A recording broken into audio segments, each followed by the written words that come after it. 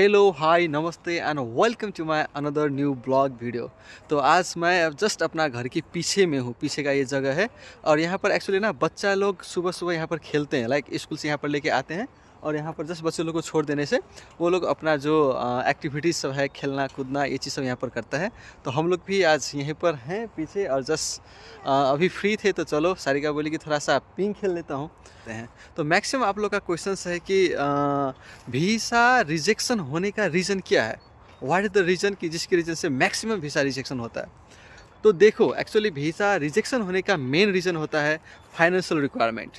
आपका जो आप जहाँ से फाइनेंस दिखा रहे हो, आप अपना जो फाइनेंशियल रिक्वायरमेंट को फुलफ़िल कर रहे हो, उसका सोर्स क्या है, आप वो कहाँ से लेकर आए हो, वो जेन्युइन है कि नहीं, उसका आपने टैक्स पे किया है कि नहीं।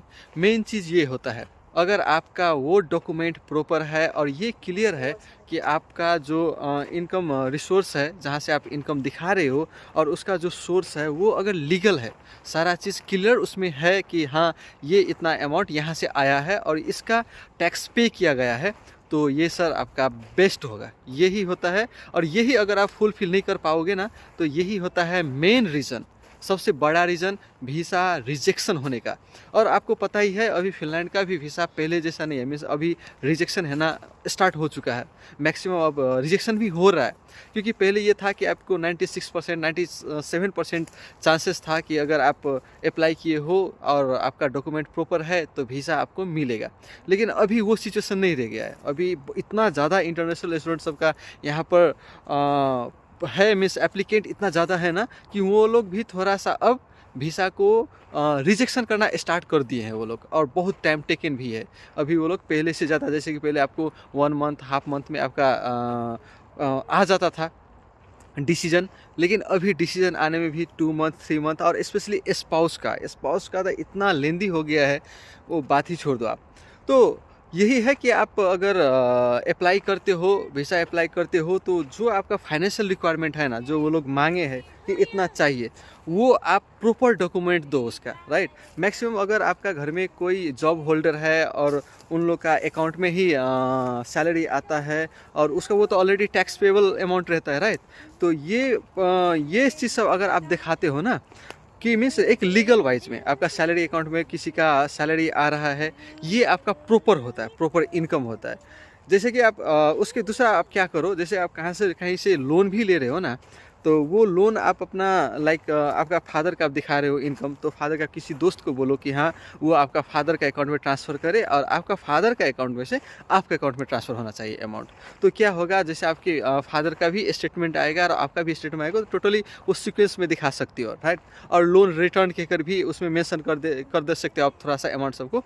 तो ज़्यादा सा कोशिश करना कि आपका जो फाइनेंशियल रिक्वायरमेंट आप जिस चीज़ से, जिस डॉक्यूमेंट से फुलफ़िल कर रहे हो ना, उसको ज़्यादा आप प्रायोरिटी रखना, राइट। और ज़्यादा कोशिश करना कि लाइक अपना ब्लड में, अपना ही फैमिली में, लाइक अपना मदर फादर ब्रदर, इन लोग का अगर प्रॉपर इनकम है, मंथली बेसिस अगर सैलरी आ रहा है, तो ये बेस्ट रहेगा, इसको आप प्रायोरिटी दो। और एडिशनल, जैसे कि आप एडिशनल में आप क्या डाल सकते हो, तो एग्रीकल्चर इनकम दिखा सकते हो, राइट। एग्रीकल्चर इनकम है, कुछ सेल किए हो आप, है ना। दूसरा हो सकता है कि आप लैंड सेल किए थे, उसका आप इनकम दिखा सकते हो। आपका कोई व्हीकल्स था वो सेल किए हैं, वो आप कर सकते हो। सेविंग भी दिखा सकते हो। लेकिन ज़्यादातर ये कोशिश करो आप कि आपका फैमिली में जो भी जॉब करता है और उन लोग का सैलरी अकाउंट में अगर आता है, तो उस अकाउंट का दिखाना बेटर रहेगा, क्योंकि वो ऑलरेडी टैक्स पे करके आया हुआ अमाउंट रहता है, नहीं तो उस अमाउंट का टैक्स पे करता है, राइट। तो ये आपको बेस्ट रहेगा।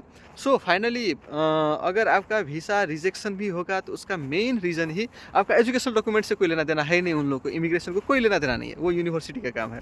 तो आपका मेन उन लोग का जो रिक्वायरमेंट है, वो रिक्वायरमेंट आप अगर फुलफिल करते हो, तो आपका वीसा रिजेक्शन नहीं होगा।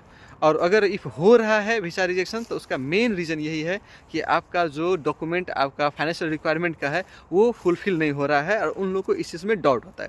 फिर भी फिनलैंड का एक पॉजिटिव पॉइंट क्या है, तो अगर आपका वीसा रिजेक्शन वो लोग करेंगे ना, उससे पहले आपसे कुछ एडिशनल डॉक्यूमेंट वो लोग मांगेंगे। अगर एडिशनल डॉक्यूमेंट आप नहीं प्रोवाइड कर पा रहे हो, तभी रिजेक्शन होगा, नहीं तो सीधा वो लोग रिजेक्शन नहीं करते हैं। पहले आपको पूछेगा कि ये डॉक्यूमेंट मुझे प्रोवाइड कर दो। अगर आप उसके लिए आपको टाइम देगा 10 डेज़ 15 डेज़, अगर उस टाइम पीरियड में आप नहीं वो प्रोवाइड कर पाओगे, तभी आपका वीसा रिजेक्शन होगा। So guys, take care and support करो, थोड़ा सा लाइक शेयर एंड सब्सक्राइब कर दो। Bye bye.